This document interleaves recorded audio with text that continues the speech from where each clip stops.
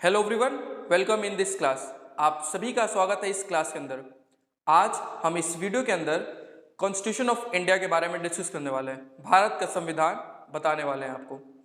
आप इस क्लास को लास्ट तक देखिएगा और अभी मैं आपको कॉन्स्टिट्यूशन ऑफ इंडिया के कुछ बेसिक स्टार्टिंग पॉइंट बताने वाला हूँ कि कॉन्स्टिट्यूशन के अंदर किस किस पार्ट में उसको बांटा गया है, किस भाग में बात, कितने भाग हैं, कितने शेड्यूल हैं, कितने आर्टिकल्स हैं, संविधान क्या होता है, संविधान कब बना, संविधान कब लागू हुआ।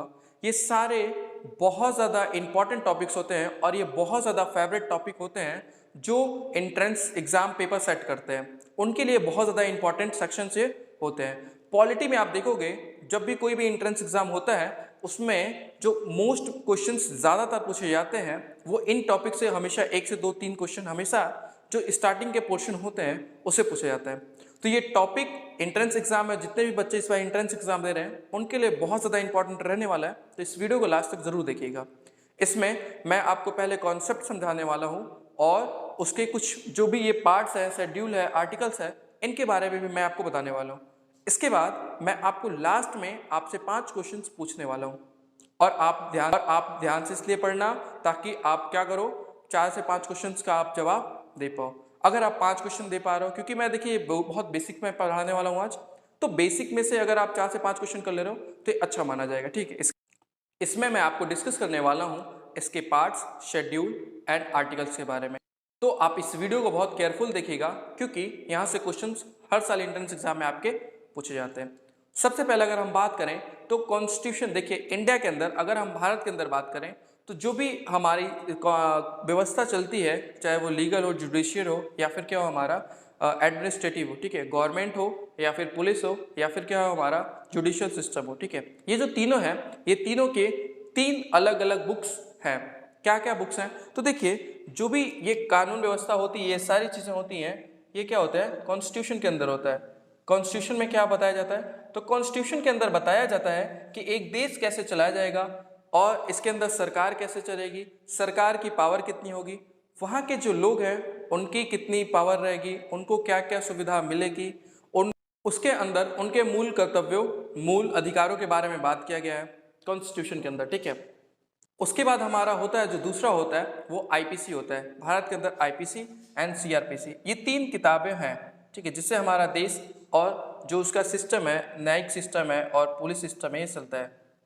ठीक है, ये 3 किताबें होती हैं। संविधान के अंदर सारे रूल, रेगुलेशन एंड पावर की बात करता है और कैसे एक देश को चलाया जाए इसके बारे में जो पूरी बात बताई गई है वो कॉन्स्टिट्यूशन के अंदर हमारे बताई गई है। और एक चीज़ आप याद रखिएगा कि जो हमारा कॉन्स्टिट्यूशन ऑफ इंडिया है, भारत का जो संविधान है, वर्ल्ड लार्जेस्ट कॉन्स्टिट्यूशन है। जो वर्ल्ड लार्जेस्ट है, क्या है हमारा, वर्ल्ड लार्जेस्ट है, पूरे वर्ल्ड में सबसे लार्जेस्ट अगर कॉन्स्टिट्यूशन है तो हमारा इंडिया का ही है, लार्जेस्ट कॉन्स्टिट्यूशन। ठीक है, वर्ल्ड लार्जेस्ट कॉन्स्टिट्यूशन हमारा कौन सा है, इंडिया का कॉन्स्टिट्यूशन है। आईपीसी ये पुलिस और कॉन्स्टिट्यूशन के अंदर क्या होता है, आर्टिकल्स होते हैं। कॉन्स्टिट्यूशन के अंदर क्या होता है, आर्टिकल्स होते हैं। आर्टिकल्स मतलब कि जैसे मान लीजिए क्या क्या टॉपिक्स है, उसके अंदर क्या क्या पॉइंट्स हैं, वो पॉइंट्स डिस्कस कौन करता है, हमारा आर्टिकल्स डिस्कस करता है। ठीक है, आईपीसी के अंदर सेक्शंस होते हैं, ठीक है, धारा होता है, सेक्शन होता है। ठीक है, अगर मान लीजिए कोई जुर्म करता है, और ये क्या करता है, ये पुलिस का काम होता है। ठीक है, पुलिस, इसमें क्या होता है, अगर कोई इंसान अपराध करता है, कोई जुर्म करता है, तो उसमें क्या होता है, पुलिस आईपीसी की धारा लगाती है और उनको क्या करती है, उसके तहत उनको गिरफ्तार करेगी, मारती है, पीटती है और जेल भेज देती है। उसके बाद आता है हमारा जो थर्ड वन आता है वो सीआरपीसी आता है। सीआरपीसी में ये क्या होता है, इसमें भी सेक्शंस ही होते हैं और ये कोर्ट का काम होता है। ठीक है, अब कोर्ट क्या करेगी, उस चीज़ का जांच करना, ठीक है, कोर्ट का काम होता है। कोर्ट क्या करेगी, उस चीज़ की जांच करेगी, उसकी पड़ताल करेगी, हर एक चीज़, और अगर कोई दोषी पाया जाता है तो उसको सजा देने का काम सीआरपीसी के थ्रू होता है। इसमें होता है कि अगर कोई जुर्म किया तो उसके धारा लगा के उसको गिरफ्तार किया जाता है और किस तरीके से जुर्म किया, कितनी सजा होगी, ये सारी चीज़ें सीआरपीसी में बताई गई है। और वहाँ पे भी धारा होता है और वो काम किसका होता है, कोर्ट का होता है। हमारा देश चलाने के लिए ये 3 बुक्स बहुत ज़्यादा इंपॉर्टेंस रोल प्ले करती हैं। लॉ एंड ऑर्डर मेंटेन करने के लिए, एक देश चलाने के लिए ये तीनों चीज़ें बहुत ज़्यादा ज़रूरी हैं। अभी हम बात करने वाले हैं कॉन्स्टिट्यूशन के बारे में। आईपीसी एंड सीआरपीसी उतना इंपॉर्टेंट नहीं है, लेकिन जो भी बच्चे बीए एलएलबी के हैं और एलएलबी के हैं उनको आईपीसी एंड सीआरपीसी की अलग से क्लासेस जाएंगी आप लोग को, उसमें भी बहुत ज़्यादा क्वेश्चंस नहीं आते हैं। कुछ इंपॉर्टेंट टॉपिक्स हैं, वो सारे टॉपिक्स आपको एक बार में डिस्कस कर दिया जाएगा। लेकिन आज के इस वीडियो में हम डिस्कस करने वाले आपसे कॉन्स्टिट्यूशन के बारे में, संविधान के बारे में, ठीक है। तो देखिए अब संविधान के बारे में चलिए डिस्कस कर लेते हैं। तो हम देखते हैं कि संविधान क्या है, हमारा सबसे बड़ा है, ठीक है। संविधान जो हमारा भारत का क्या है, सबसे बड़ा है।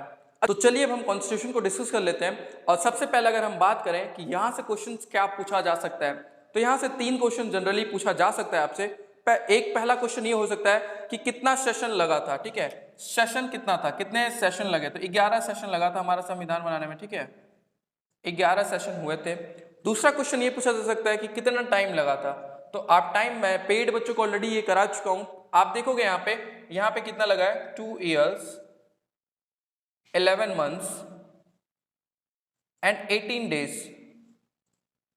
मतलब 2 साल 11 महीना 18 दिन लगा था। किसी किसी बुक में 19 दिन दिया है, लेकिन 19 दिन नहीं होगा, 18 दिन होगा। अगर एंट्रेंस एग्जाम में आता है तो आप सीधे मारोगे 2 साल 11 महीना 18 दिन ही लगा था, ठीक है। आप 19 नहीं करके आओगे, ठीक है। और इसमें एक चीज और था कि संविधान हमारा कब बन गया था, ठीक है। संविधान हमारा कब बन गया था, देखिए 2 चीज इसमें कंफ्यूज मत होइएगा। संविधान बना जिस दिन वो अलग डेट है, और संविधान जिस दिन लागू हुआ वो अलग डेट है। संविधान हमारा बना था 26 नवंबर 1949 के अंदर हमारा जो संविधान था वो बन के तैयार हो चुका था। ये 3 क्वेश्चन अलग अलग है और ये क्वेश्चन हमेशा पूछे जाते हैं। कितने सेशन लगे, तो आपका आंसर होगा 11 सेशन। कितना टाइम लगा था, तो टाइम आप बताओगे 2 साल 11 महीना 18 दिन लगा था। और कब बन के तैयार हुआ था, तो आप बता दोगे कि 26 नवंबर 1949 को क्या हुआ था, हमारा संविधान बन के तैयार हो गया था। ये 3 क्वेश्चन यहाँ से पूछे जा सकते हैं, ठीक है। और इसके बाद अगर हम बात करें तो देखिए संविधान जब हमारा बना उसके बाद वो लागू कब हुआ, तो लागू आप सभी को पता है। और एक चीज यहाँ पे और याद रखेगा कि संविधान दिवस कब मनाया जाता है, ठीक है। क्वेश्चन ये भी बहुत ज्यादा पूछा जा चुका है एंट्रेंस एग्जाम के अंदर कि संविधान दिवस कब मनाया जाता है और कब से मनाया जाता है। पेड बच्चे ऑलरेडी पढ़ चुके हैं ये, तो पेड बच्चे जरूर फटाफट से कमेंट बॉक्स में आंसर करेंगे। देखिए संविधान दिवस जो हमारा है ये कब मनाया जाता है, कॉन्स्टिट्यूशन डे मनाया जाता है हमारा 26 नवंबर को ही मनाया जाता है। 26 नवंबर को कॉन्स्टिट्यूशन डे, ठीक है, कॉन्स्टिट्यूशन डे मनाया जाता है, ठीक है। कॉन्स्टिट्यूशन डे कब मनाया जाता है, संविधान दिवस हमारा 26 नवंबर को ही मनाया जाता है। और ये कब से मनाना स्टार्ट हुआ है, जितने भी पेड बच्चे हैं वो कमेंट बॉक्स में जरूर बताएंगे कि ये कब से मनाना स्टार्ट किया गया है, ठीक है। अब सवाल ये आता है कि जब हमारे देश का संविधान 26 नवंबर 1949 के अंदर बन के तैयार हो गया तो उसी दिन लागू क्यों नहीं किया गया। तो जाहिर सी बात है, अगर बन गया तो लागू करने के लिए बना था, तो उसी समय लागू क्यों नहीं हुआ, ठीक है। तो इसका आंसर मैं आपको बताना चाहूंगा। बहुत ही इंपॉर्टेंट एक डेट है कि 26 जनवरी 1950 के अंदर ही क्यों हुआ, जब हमारा देश का संविधान लागू कब हुआ। आप सभी को पता है कि 26 जनवरी 1950 के अंदर ही हमारा संविधान क्यों लागू हुआ, ठीक है। 26 जनवरी को ही क्यों लागू हुआ, बन गया था तो वो 26 नवंबर को ही बन गया था 1949 के अंदर, लेकिन 26 जनवरी को क्यों लागू किया गया, तो इसका मैं आपको आंसर एक बता देता हूं कि 26 जनवरी जो था एक इंपॉर्टेंट डेट है इंडिया हिस्ट्री के अंदर, ठीक है। कौन सा वो डेट है, तो 26 जनवरी 1929 अगर आप देखोगे तो उसी दिन क्या हुआ था, 1929 के अंदर इंडिया में पूर्ण स्वराज की मांग की गई थी। क्या किया गया था, पूर्ण स्वराज की मांग की गई थी, ठीक है।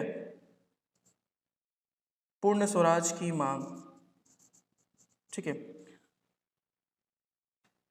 पूर्ण स्वराज की मांग की गई थी इंडिया के अंदर। पूर्ण स्वराज की मांग कब की गई थी, 26 जनवरी 1929 के अंदर की गई थी। क्वेश्चन यहां से भी पूछ दिया सकता है कि पूर्ण स्वराज की मांग कब की गई थी, ठीक है। और जब 26 जनवरी का डेट देखते हुए कि पूर्ण स्वराज की मांग की गई थी, इंडियन डिक्लेरेशन ऑफ इंडिपेंडेंस, वहां पे अगर मांग किया गया था, इसीलिए 26 नवंबर को हमारा संविधान बनने के बावजूद लागू नहीं किया गया। और एक इंपॉर्टेंट डेट हमारे इंडिया के हिस्ट्री में था जो कि 26 जनवरी 1929 था। इसी को देखते हुए लोगों ने डिसाइड किया कि जो हमारा संविधान होगा वो 26 जनवरी को ही लागू हमारे पूरे देश में होगा। सो वही एक हिस्टोरिकल रीजन था कि 26 नवंबर को बनने के बाद भी हमने क्या किया वेट किया लोगों ने, और वो 26 जनवरी 1950 को क्या हुआ, हमारे देश में संविधान लागू हुआ। संविधान हमारे देश में लागू कब हुआ, लागू हुआ, ठीक है, इंप्लीमेंट हुआ, ठीक है। इंग्लिश वाले मीडियम समझेंगे इंप्लीमेंट हुआ, और ये हिंदी मीडियम अगर समझेगा तो लागू हुआ, ठीक है। ये इतनी चीजें आपको मैंने बता दी। अच्छा, एक चीज और अब मैं आपको बता दूं, जैसे मान लीजिए हमारा संविधान लागू हुआ, तो जब लागू हुआ तो क्या क्या चीजें संविधान के अंदर हमारे थी, ठीक। जैसे मान लीजिए हम अगर कोई सब्जेक्ट पढ़ते हैं तो सब्जेक्ट के अंदर क्या होता है, सब्जेक्ट के अंदर चैप्टर्स होते हैं, और चैप्टर्स के भी क्या होते हैं, कुछ टॉपिक्स होते हैं, और टॉपिक्स के बाद क्या होते हैं, एक एक उसके सब टॉपिक्स भी होते हैं।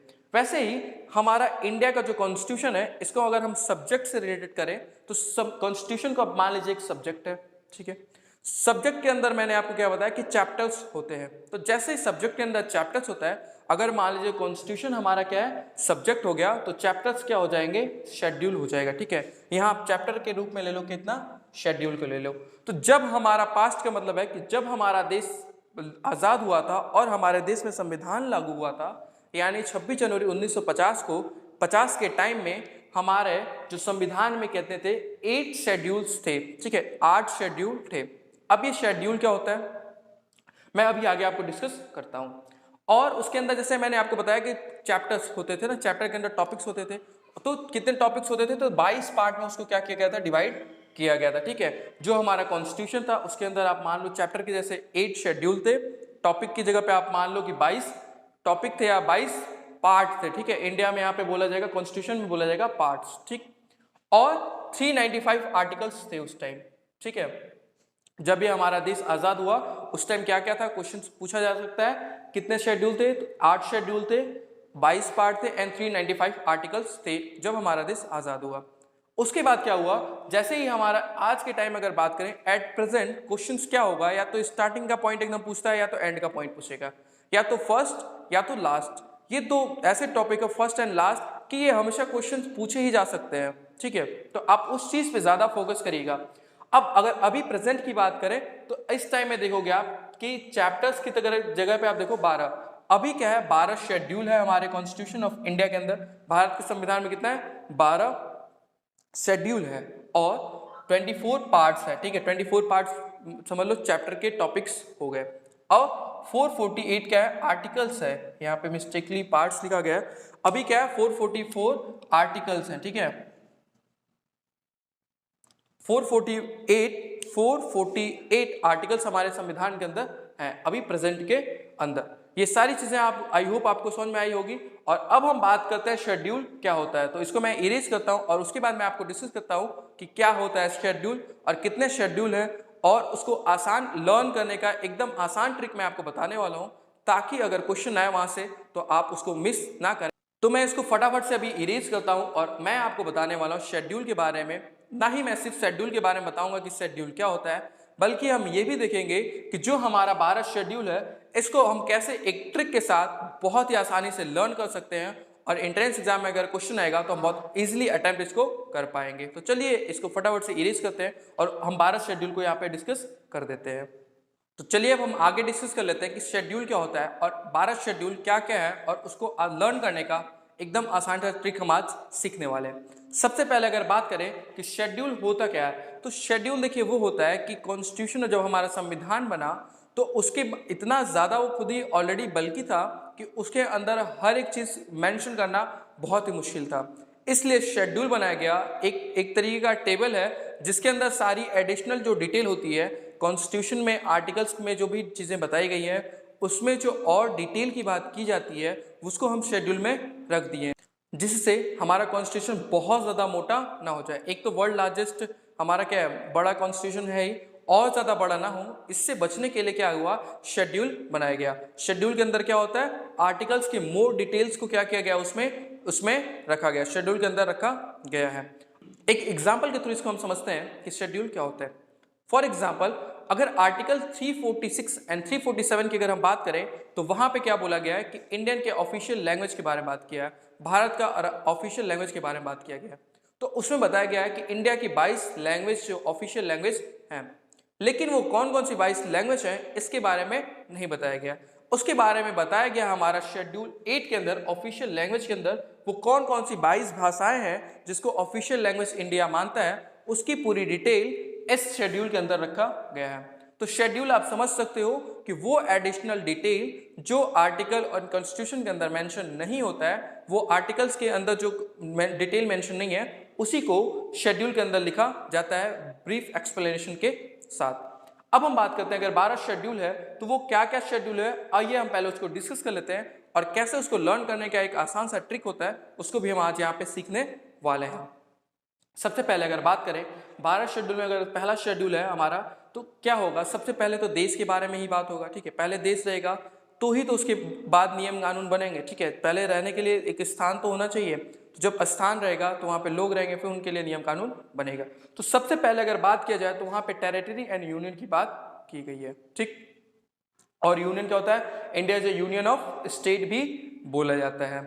इमॉल्वमेंट्स के बारे में, अच्छा स्टेट रहेगा तो लोग भी रहेंगे, तो वहाँ पे कुछ वेतन भत्ते भी दिए जाएंगे। किसको कितनी वेतन दी जाएगी, किसको क्या भत्ते मिलेंगे, मतलब क्या सर्विसेज मिलेंगे उनको, ये सारी चीजें वहां पे बताई गई है शेड्यूल 2 के अंदर। शेड्यूल 2 के अंदर क्या बात की गई है कि किसको कितना वेतन मिलेगा, क्या क्या उनको फैसिलिटीज मिलेगी, ये सारी चीजें एक्सप्लेन की गई है हमारे संविधान के शेड्यूल के अंदर। शेड्यूल 2 के अंदर हमारी सारी चीजें डिस्कस की गई है। उसके बाद हमारा जो थर्ड होता है अफर्मेशन एंड ओथ के बारे में बात करता है, शपथ दिलाने के बारे में बात करता है कि अगर किसी की नियुक्ति होती है, कोई चयन होता है, तो उसकी शपथ कौन दिलाएगा, किसके समक्ष दिलाएगा, कार्यकाल क्या क्या रहने वाला है, ये सारी चीजें उसमें लिखी गई है। और बेसिकली शपथ के बारे में ही बताया गया वहां पे कि किसको कौन शपथ दिलाएगा।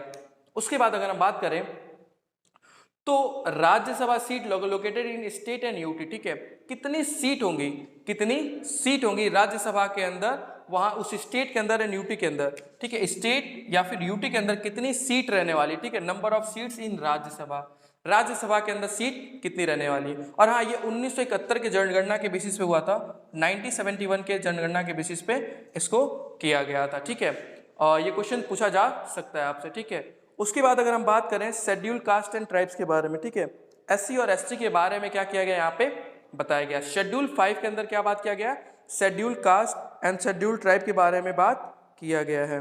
शेड्यूल जो हमारा 6 है वहां अदर शेड्यूल एरिया के बारे में बताया गया। अच्छा, इसमें मैंने लिखना भूल गया, वो एरिया कौन कौन से होंगे, तो एक ट्रिक से आप याद रखना, क्योंकि ट्रिक से अगर आप क्वेश्चन को याद रखोगे तो वो लॉन्ग टाइम तक आपको दिमाग में रहेगा। एंट्रेंस एग्जाम में थोड़ा ट्रिक भी काम आता है। यहाँ पे आप एग्जाम्पल में मतलब ट्रिक याद कर सकते हो, एटीएम में पैसा नहीं, एटीएम में पैसा नहीं। ठीक है, वैसे एसबीआई में तो रहता ही नहीं है, एटीएम में पैसा नहीं। ठीक, एटीएम क्या लिखा मैंने यहाँ पे, एटीएम में पैसा नहीं, एसबीआई के एटीएम में पैसा नहीं, एसबीआई मत लिखिएगा, एटीएम में पैसा नहीं। इसका क्या मतलब हुआ, अब यहाँ पे 4 स्टेट को रखा गया, ये अदर स्टेट को जो बोला गया अदर शेड्यूल एरिया, इसमें 4 स्टेट को रखा गया। कौन कौन सा रखा गया, असम, ए फॉर क्या हो जाएगा असम, असम, टी से क्या हो जाएगा त्रिपुरा, एम से क्या हो जाएगा मेघालय, एम से क्या हो जाएगा Mizoram.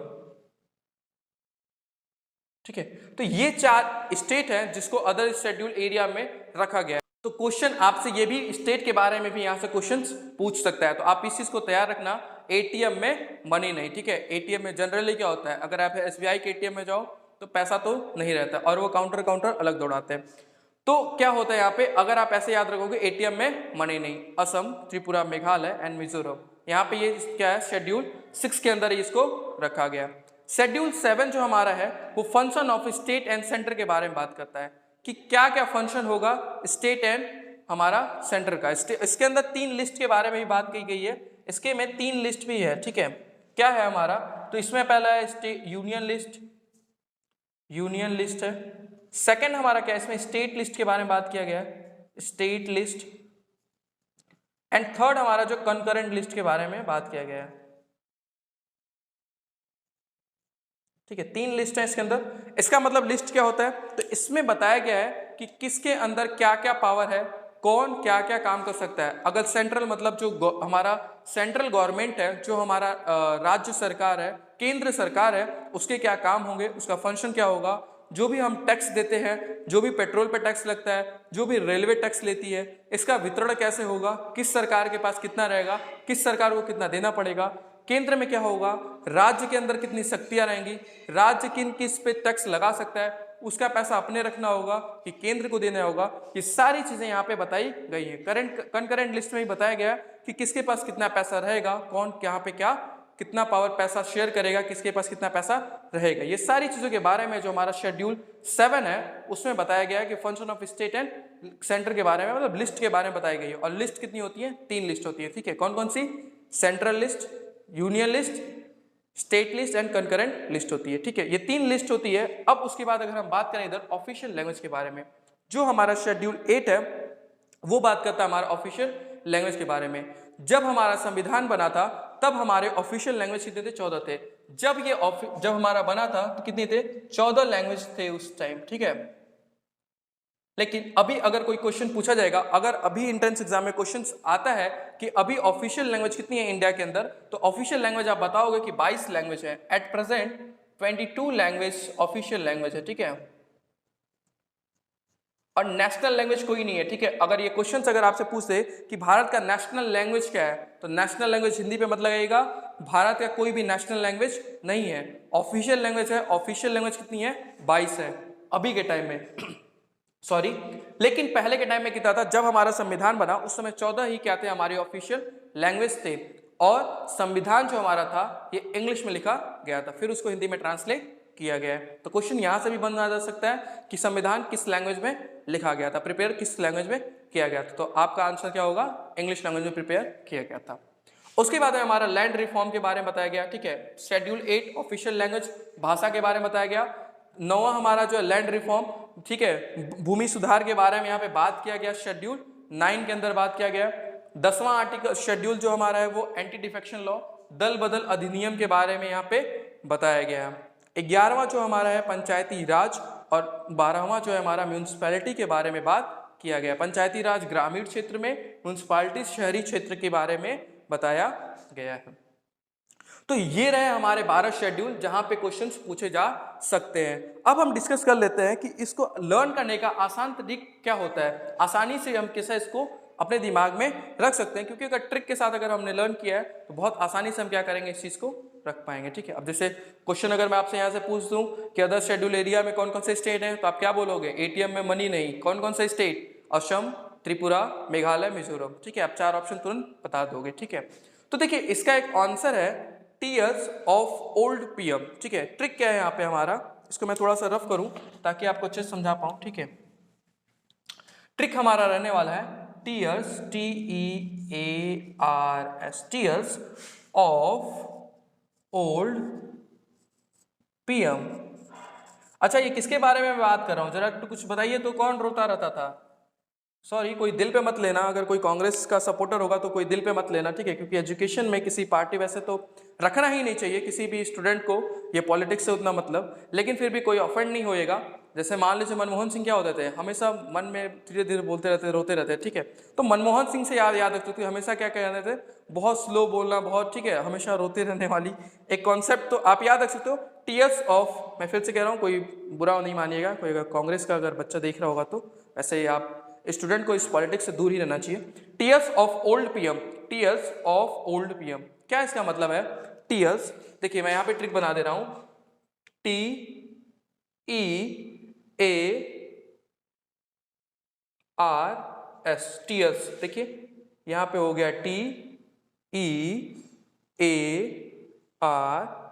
TEARS, tears of OF, of old PM, OLD, defection law है तो यहाँ पे डी को कर देंगे, ठीक है, ओल्ड पीएम, ठीक है।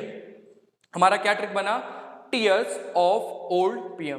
टीयर्स में क्या आ जाएगा हमारा, तो territory and union, emolument, affirmation and oath, Rajya Sabha seat allocation और शेड्यूल एंड SC/ST आ जाएगा। ऑफ में क्या आएगा, other schedule area and function आ जाएगा। फंक्शन में लिस्ट के बारे में बात किया गया, 3 लिस्ट होते हैं। उसके बाद हमारा क्या हो जाएगा, ऑफ ओल्ड, OLD, ठीक है, ऑफिशियल लैंग्वेज के बारे में बात किया गया। Land reform and anti defection law क्या हो गया हमारा, तीन इसमें आ जाएंगे ओल्ड। पीएम क्या हो जाएगा, पंचायती राज एंड म्यूनिसिपैलिटी राज। अच्छा, एक क्वेश्चन यहाँ से और एंट्रेंस एग्जाम में पूछा जा सकता है कि ये संविधान कब जोड़ा गया, जो पंचायती राज है या फिर म्यूनिसिपैलिटी है, ये कब हमारे संविधान संशोधन में जोड़ा गया है। क्वेश्चन ये भी पूछा जा सकता है। और क्वेश्चन ये भी पूछा जा सकता है कि शेड्यूल के अंदर लास्ट जो हमारा संशोधन हुआ वो कब हुआ है। तो देख ले, तो जो हमारा पंचायती राज है इसको 73rd कॉन्स्टिट्यूशन अमेंडमेंट संविधान संशोधन 1992 के अंदर इसको जोड़ा गया है, 1992 73वां। और जो पंचायती राज है म्यूनिसिपैलिटी है इसको जोड़ा गया 74th कॉन्स्टिट्यूशन अमेंडमेंट 1992 के अंदर, इसको क्या किया गया। ठीक है, क्वेश्चन यहाँ से जनरली पूछे जा सकते हैं कि पंचायती राज को कब हमारे देश में अमेंड किया गया, कॉन्स्टिट्यूशन अमेंडमेंट के तहत कब इसको किया गया। तो आप बोलोगे 73वां संविधान संशोधन था। संविधान संशोधन से भी कुछ जो मेन संविधान संशोधन है, जैसे केशवानंद भारती का था, वो केस बहुत ज्यादा इंपॉर्टेंट होता है पॉलिटी में, वो केस बहुत ही इंपॉर्टेंट केस है और मैं इसको आगे लेक्चर में आपको डिस्कस करने वाला हूँ। तो जो हमारा 11 था पंचायती राज, इसको कब इम्प्लीमेंट किया गया हमारे संविधान संशोधन के अंदर, शेड्यूल में लाया गया 73वां संविधान संशोधन 1992 के अंदर लाया गया। म्यूनिसिपैलिटी को 74वां संविधान संशोधन 1992 में लाया गया। तो ये रहा आज का ये शेड्यूल के अंदर। और अब मैं आपको 5 क्वेश्चन यहाँ पे देने वाला हूँ जिसका आंसर आप सभी को देना है। ठीक है, और मैं 5 क्वेश्चन आपसे डिस्कस भी करने वाला। चलिए अब हम देख लेते हैं, आज के 5 क्वेश्चंस को डिस्कस कर लेते हैं। सबसे पहला जो हमारा क्वेश्चन है, संविधान दिवस कब मनाया जाता है। पहले आप सारे बच्चे इसका आंसर कमेंट करेंगे। अपने जितने भी बच्चे ये हमारे वीडियो को देख रहे हैं वो सारे बच्चे इन सभी क्वेश्चंस का आंसर देंगे और कमेंट बॉक्स में लिखेंगे कि किसका कितना क्वेश्चन सही हुआ है। सबसे पहले संविधान दिवस कब मनाया जाता है, पहला क्वेश्चन। तो इसका आंसर होगा, आप सभी लोग पहले अपने आंसर आई होप लिख लिए होंगे, तो इसका आंसर क्या होगा 26 नवंबर। ठीक है, इसका आंसर क्या होगा, कब की जगह पे क्या हो जाएगा 26 नवंबर को, ठीक, संविधान दिवस मनाया जाता है। संविधान कब बनकर तैयार हुआ, इसका भी आंसर होगा कि 26 नवंबर को ही हुआ था। ठीक है, और जो मैंने आपको बताया था स्टार्टिंग में कि कब से मनाना स्टार्ट किया गया है, तो ये संविधान दिवस 2015 से बनाना स्टार्ट किया गया है। ठीक है, संविधान दिवस पहले से 1949 से नहीं मनाया जा रहा है। संविधान कॉन्स्टिट्यूशन डे जो होता है हमारा 26 नवंबर 2015 से मनाया जा रहा है। क्वेश्चन यहाँ से पूछ सकता है। संविधान कब बनकर तैयार हुआ, आंसर हो जाएगा 26 नवंबर। पंचायती राज किस संविधान संशोधन के तहत जोड़ा गया है, तो किसकी जगह पे आप क्या लिख सकते हो। ठीक है, ये कब था, 73rd कॉन्स्टिट्यूशन अमेंडमेंट हमारा था। संविधान संशोधन 73वां क्या था, संविधान संशोधन था। वर्तमान में कितने आर्टिकल्स एंड पार्ट्स हैं, तो कितने आर्टिकल्स हैं इस समय, 448 आर्टिकल्स एंड क्या है 25 पार्ट्स इस टाइम है इंडियन कॉन्स्टिट्यूशन के अंदर। ऑफिशियल लैंग्वेज किस शेड्यूल में दिया गया, तो मैंने आपको बताया था किसकी जगह पे आप क्या लिखोगे, 8 शेड्यूल के अंदर दिया गया। ठीक है, तो आज मैंने आपको ये 5 क्वेश्चन डिस्कस किया। आई होप आपको ये वीडियो अच्छी लगी होगी और जितना क्वेश्चन जिसका सही हुआ है वो कमेंट बॉक्स में जरूर बताएगा कि कितना क्वेश्चन सही हुआ है। और अगर कोई भी बच्चा एंट्रेंस एग्जाम की प्रिपरेशन करना चाहता है तो हमारे इस डीएनएस के नीचे दिया गया वो नंबर है, उस पर आप कांटेक्ट करके अपनी पूरी तैयारी कर सकते हो। सो वीडियो को देखने के लिए धन्यवाद और मिलते हैं नई वीडियो के साथ। Thank you so much.